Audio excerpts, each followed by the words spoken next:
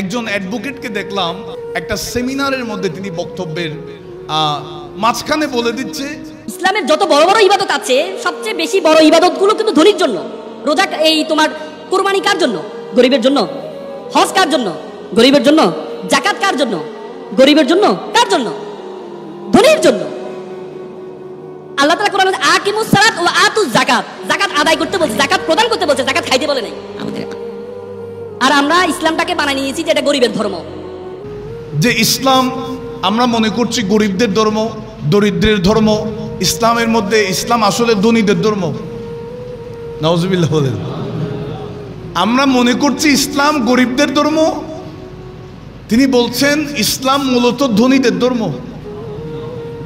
আবার যুক্তিও দিচ্ছেন ইসলামে যতগুলো ইবাদত আছে হজ করতে হবে, এটা গরিবের মাধ্যমে তো সম্ভব না।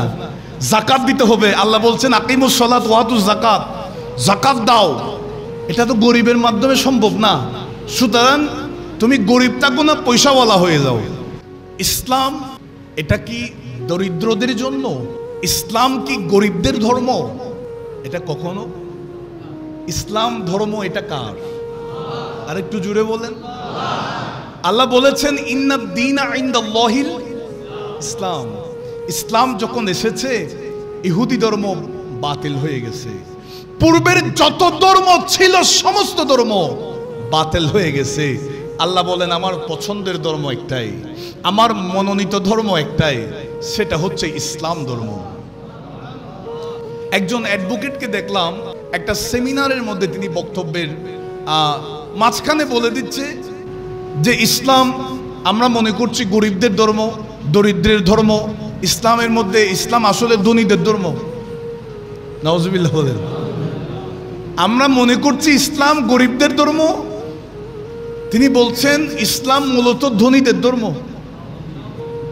আবার যুক্তিও দিচ্ছেন ইসলামে যতগুলো ইবাদত আছে হজ করতে হবে, এটা গরিবের মাধ্যমে তো সম্ভব না। যাকাত দিতে হবে, আল্লাহ বলছেন আকিমুস সালাত ওয়া আতুজ যাকাত, যাকাত দাও, এটা তো গরিবের মাধ্যমে সম্ভব না। সুতরাং তুমি গরিব থাকো না, পয়সাওয়ালা হয়ে যাও। নাউজুবিল্লাহ। আর একটু জোরে বলেন। তার কথার জবাব একটাই, ইসলামের মধ্যে ধনী গরিব কোনো ভেদাভেদ, ইসলামের মধ্যে আমির ফকির কোনো ভেদাভেদ। ইসলাম ধর্মটা কার?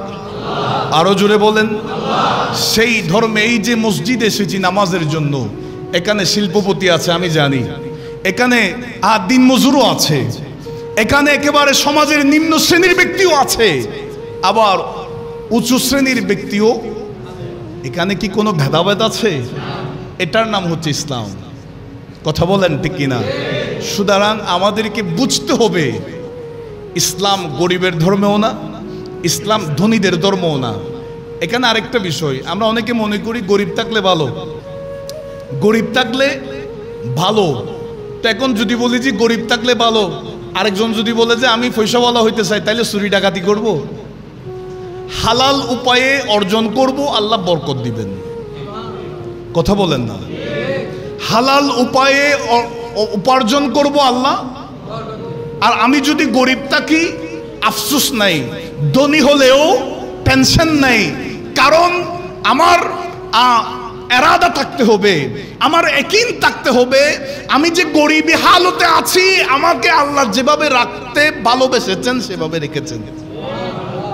আল্লাহর যেভাবে পছন্দ আল্লাহ আমাকে সেভাবে। আল্লাহ আমাদেরকে বোঝার তৌফিক দান করুন। আর একটু জুড়ে বলুন। হযরতে মুজাদ্দিদ আল ফাসানি রহমতুল্লাহি আলাইহির তিনার আলোচনা আমরা শুনলাম। যা আলোচনা হয়েছে আল্লাহ পাক আমাদের সকলের এই আলোচনাগুলোর মাধ্যমে আমাদের জীবনে শিক্ষা গ্রহণ করার তৌফিক দান করুন।